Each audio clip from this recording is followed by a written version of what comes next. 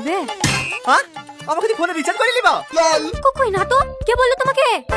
এই আবার শুরু করে দিয়েছি। না রে, ও এখন মনে মনে বললো ওর বড় লোক বয়ফ্রেন্ড আছে, আমাকে হাত পাতে রাখবে। এই খাসি আবার মনের কথা শুনতে পায় নাকি? হ্যাঁ গো, শুনতে পাই। না আর হবে না, শালা তুই সারা জীবন সিঙ্গেলই থাক। এরকম মেয়ের সাথে প্রেম করতে গিয়ে সিঙ্গেল থাকাই ভালো। তোর গার্লফ্রেন্ড তো 4টি বয়ফ্রেন্ড আছে। হ্যাঁ 5টার সময় টাইম দেওয়া আছে, তোর সাথে দেখা করা হয়ে গেলে আরেকটা আসবে। বিশ্বাস নাই তো গার্লফ্রেন্ডকে জিজ্ঞেস করে দেখ। ও গো এইসব কি বলছে? আরে না গো, কার কথা শুনছো তুমি? তুমি আমার একমাত্র জান, তোমাকে ছাড়া আমি অন্য কারো কথা ভাবতে পারি? তুমি বলো। সে তো আমি জানি, এই শালাই ভুংবান বলছে নিজের প্রেমটা হয়নি তো, তাই আমাদের মধ্যে বিষ ঢুকেছে। বিষ ঢুকাছি না রে শালা। 5টা অব্দি বস, বসলেই তো সতীনকে দেখতে পাবি।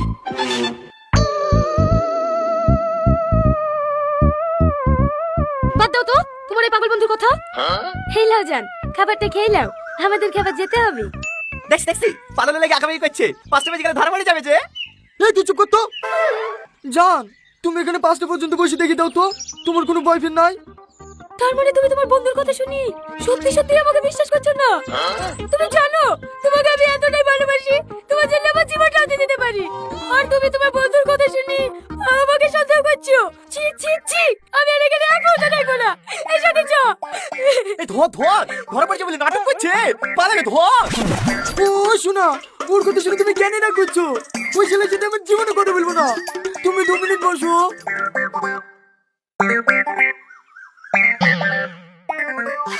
ঠিক আছে বলো।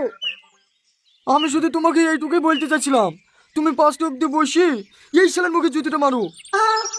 আচ্ছা, আমাদের ভালোবাসা কি এতটাই ঠুনকো যার তার কথায় ভালোবাসার প্রমাণ দিতে হবে? এই বিশ্বাসটুকু আমার প্রতি নাই। আছে, তোমার প্রতি আমার অগাধ বিশ্বাস। আমি জানি তুমি আমাকে ছাড়া অন্য কারো কথা ভাবতেই পারো না। তাহলে আমাদের ভালোবাসার সম্মান রাখতে তুমি আমাকে ছেড়ে দাও। আচ্ছা ঠিক আছে। এই শালা ফেসে গেল। এই তুই চুপ। ভালোভাবে যাও, পৌঁছে ফোন করবা, তোমার সাথে আমার অনেক কথা আছে। আচ্ছা ঠিক আছে, তুমিও ভালোভাবে যাবা। সারপ্রাইজ!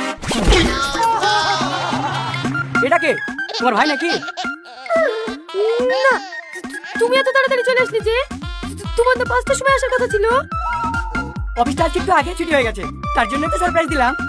তোমার সাথে সারপ্রাইজ ভাই। ওইটা আমার ভাই না, ওইটা তোমার সতীন। যাও সতীনের সাথে একটু কোলাকুলি করে নাও। হ্যাঁ সতীন মানে? সতীন মানে বুঝতে পারছো না? এক গার্লফ্রেন্ডে 2 বয়ফ্রেন্ড। কিন্তু আমার বয়ফ্রেন্ডে দেখতে একটু ওয়েট করো, 7টার সময় আসছে।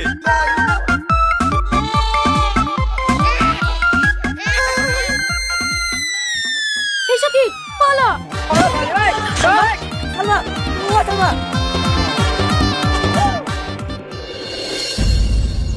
যাকে জীবনে সব থেকে বেশি ভালোবেসেছিল সেই আমাকে ধোকা দিল।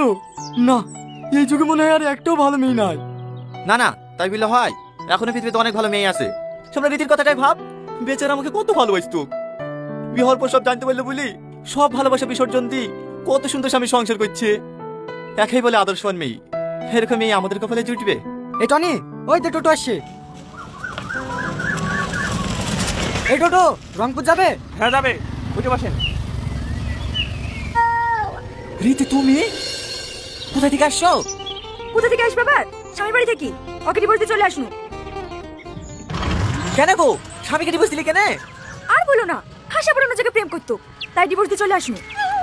ওসব ছাড়ো, তুমি বিয়ে কোথায় করেছো? আমি এখনো বিয়ে করিনি। হ্যাঁ, তুমি এখনো বিয়ে করোনি? না, তোমার মতো কাউকে পাইনি তো তাই। হ্যাঁ, সেদিন শান্তনাতে অতি এত কাজ হয়েছি, সেদিন আর কি মেরে ভালোবাসি কথাটা বলি, এখন তো দেখছো আমারই কপাল খুলে গেল। যাক, ওর সাথে ডিভোর্স হলে তো কি হলো, এই বিয়ে আর গলায় ঝুলি পড়ে যাবে। বলছি থাক, তোমাকে আর কিছু বুঝতে হবে না। যদি তাহলে আমার বন্ধু কালে কি ভালোবাসে কথা বলেছিল তাই তো? কই না তো। একদমই যেতে বলবো না। এই টনি থামো। টনি, এই টনি, টনি।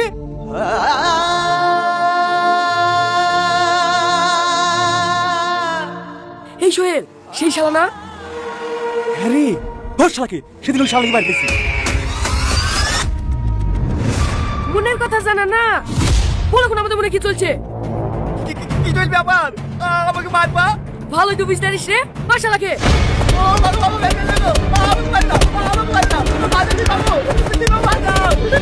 এই শালার কাছে আমার জিনু আছে নাকি রে? এই পালা নাহলে আবার অন্য কিছু হয়ে যেতে পারে।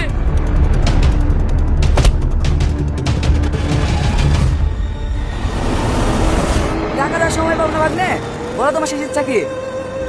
আগে আমি যেমন ছিলাম সেরকম করে দাও। আমি তো আর কারো মনে কথা শুনতে না পাই। কেন ভাগ্নে, মনের কথা শুনতে আর ভালো লাগছে না? না, আজ আমি রীতির মনের কথা যদি না শুনতে পেতাম তাহলে রীতির মিথ্যা কথাগুলোকে সত্যি ভেবে অনেক সুখে থাকতাম। প্রত্যেকটা মানুষের ভিতরে কিছু গোপন কথা থাকে, সেই কথাগুলো প্রিয় মানুষগুলো না জানাই ভালো। সেগুলো জেনে গেলে পৃথিবীতে আর কেউ সুখে থাকতে পারবে না।